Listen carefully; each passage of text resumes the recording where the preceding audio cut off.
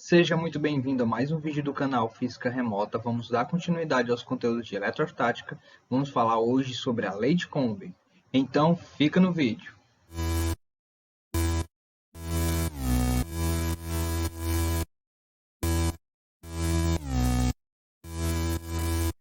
A gente já viu que pelo princípio de atração e repulsão, carga positiva com carga positiva vão sofrer uma força de repulsão. A mesma coisa acontece quando você aproxima uma carga negativa de uma carga negativa. As duas vão ser repelidas, então as duas vão sofrer uma repulsão. Quando você pega uma carga negativa e uma carga positiva, as duas vão sofrer uma força de atração.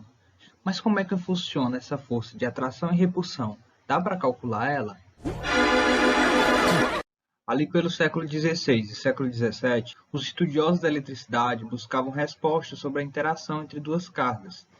Coulomb foi um deles, e através do experimento com a balança de torção, ele conseguiu alguns dados que a gente vai usar hoje para determinar o que seria a lei de Coulomb. Uma das coisas que ele observou foi que as forças elétricas têm a mesma direção da reta que passa pelas partículas. Então, a gente observa aqui nessas imagens, essa aqui tem uma reta que liga as partículas, né? Então, todas elas aqui têm essa reta e a força está exatamente na direção dessa reta. Só que, claro, a gente vai observar que em cada interação entre cargas, a gente vai ter um par de forças, que foi outra informação que ele obteve. Ele mostrou que essa interação entre essas cargas, elas constituíam um par de ação e reação. Então, significa que a força que a carga 1 aplicava na 2 e que a força que a carga 2 aplicava na 1, elas não se equilibravam e ambas elas tinham a mesma intensidade. Então, as duas eram opostas. Esse sinal negativo aqui é só para representar que elas eram opostas, porém, as duas possuem o mesmo valor de intensidade. Outra coisa que Coulomb mostrou foi que a força ela é diretamente proporcional ao valor absoluto das cargas e logo ao produto absoluto dessas cargas. Outra coisa que ele mostrou foi que a intensidade da força dessas cargas era inversamente proporcional ao quadrado da distância. Com base nesses resultados de Coulomb, matematicamente a gente pode escrever a lei de Coulomb dessa forma, a partir dessa equação, onde o F é a força elétrica, essa força elétrica é com a unidade em newtons, Q1 e Q2 aqui são as cargas elétricas putiformes, a unidade é o Coulomb. Esse D aqui é a distância entre as cargas, é a distância entre a carga 1 e 2, é dada em metros. E esse K aqui é o que a gente chama de constante eletrostática. Essa constante eletrostática ela tem a ver com o meio onde as partículas estão. No caso aqui, a unidade é Newton por metro quadrado por Coulomb ao quadrado. O valor dessa constante aqui para o meio que a gente vai estudar, que é o vácuo, é 9 vezes 10 a 9 Newton por metro quadrado, Coulomb ao quadrado. Vamos visualizar através de um gráfico a relação entre a força e a distância. Então, a gente vai conseguir visualizar que quanto maior a distância entre as cargas, menor vai ser o valor da força. Então, quanto mais próximas elas estiverem, maior vai ser o valor dessa força. Então, a gente tem aqui uma tabela contando outros meios, né? A gente vai estudar no vácuo, né? Mas poderia ser no ar seco, na água, no benzeno, no petróleo, no etanol. Quando a gente relaciona a força com a distância, a gente vai ter um gráfico da lei de Coulomb da seguinte forma. Então, aqui nessa tabela, a gente tem aqui a relação da força, do valor da força, e o valor equivalente da distância. Então, se a força for igual a F, a distância vai ser igual a D. Se a força for dividida por 4, a distância vai ser multiplicada por 2. Se a força for dividida por 16, a distância vai ser multiplicada por 4. Então, perceba-se aqui que tem um quadrado, né? Se a força for 4 vezes, a distância cai pela metade.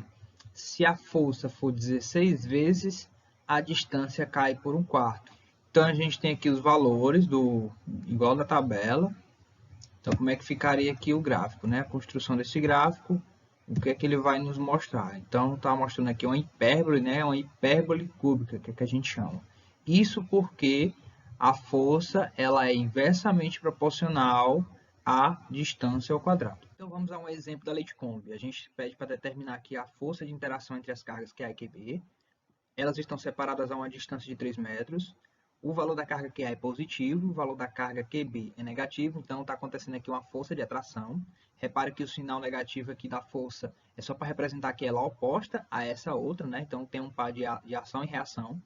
O valor da carga QA é 3 microcoulomb, esse micro aqui é 10 a menos 6, e o valor da carga QB é menos 4 milicoulomb, então esse M aqui é 10 a menos 3. A fórmula que a gente vai usar é a da lei de Coulomb, é claro, né? A constante eletrostática, a gente vai usar o valor no vácuo, então é 9 vezes 10 a 9. Então, substitui aqui o valor das cargas e divide pela distância ao quadrado, que a distância é 3, né?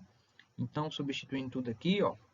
Então, eu vou cancelar algumas coisas aí, né? Eu vou cancelar aqui esse m ao quadrado com esse m ao quadrado, né? Ó. Eu vou cancelar esse côlomb com esse côlomb, porque aqui embaixo tem um côlomb ao quadrado. Então, a resposta vai dar 12. Por quê? Eu tenho 3 vezes 4 dá 12.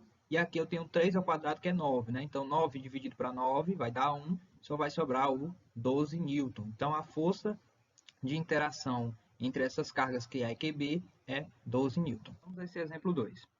Na figura estão representadas duas partículas de carga de mesmo sinal, cujos valores são Q1 igual a 5 microcoulomb e Q2, 7 microcoulomb. Elas são separadas no vácuo por uma distância d. Elas são separadas no vácuo por uma distância d igual a 4 metros, e ele pergunta qual é o módulo das forças de interação elétrica entre essas partículas. Então vamos lá.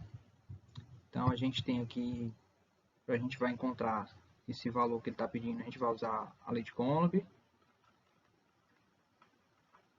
Q1 vezes Q2, isso aqui dividido pela distância ao quadrado, ok?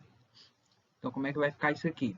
Que é 9, que é a constante, né? Vezes de 10 a 9, que multiplica, a carga Q1 é 5, vezes 10 a menos 6, vezes a carga Q2, que é 7, vezes 10 a menos 6.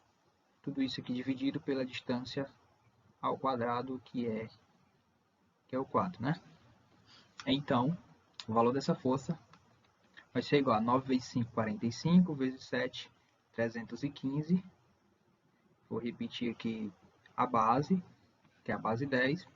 E aqui eu tenho 10 a 9, 10 a menos 6, 10 a menos 6, tudo multiplicando. Então, pela regra de potência de base 10 sendo multiplicado, né? Então, a gente vai ter 9 mais menos 6 mais menos 6. Tudo isso dividido por 16, que é 4 vezes 4.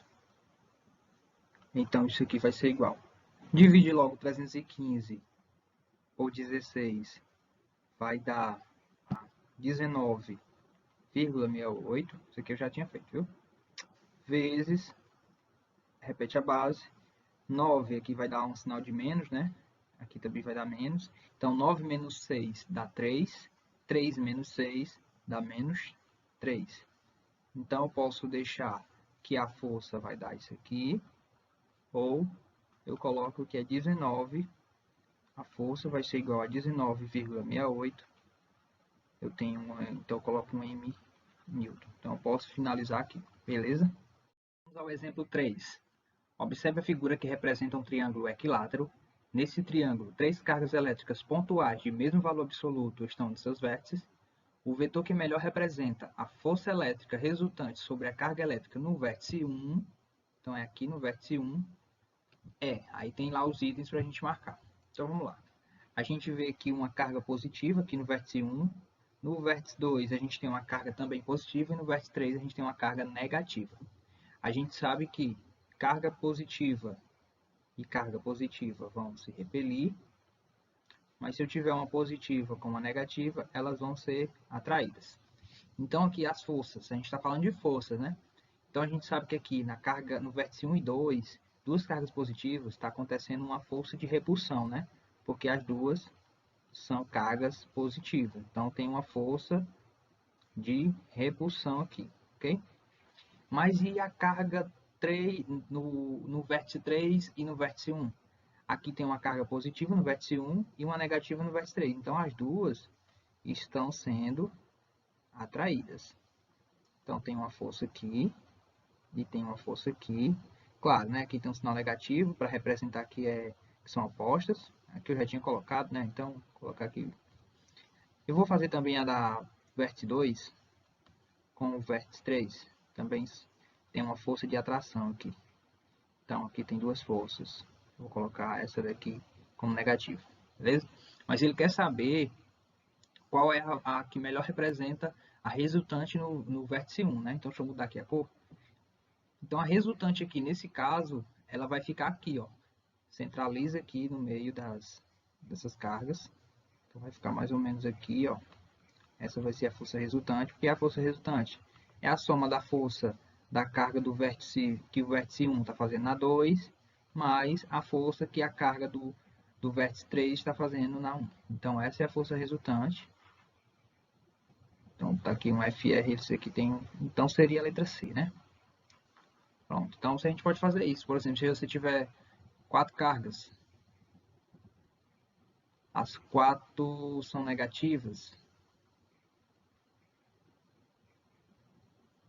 4 negativas. Aí tem aqui um ponto no meio dessas 4 cargas. Então, a gente vai pela... Esse ponto aqui vai ter uma carga negativa.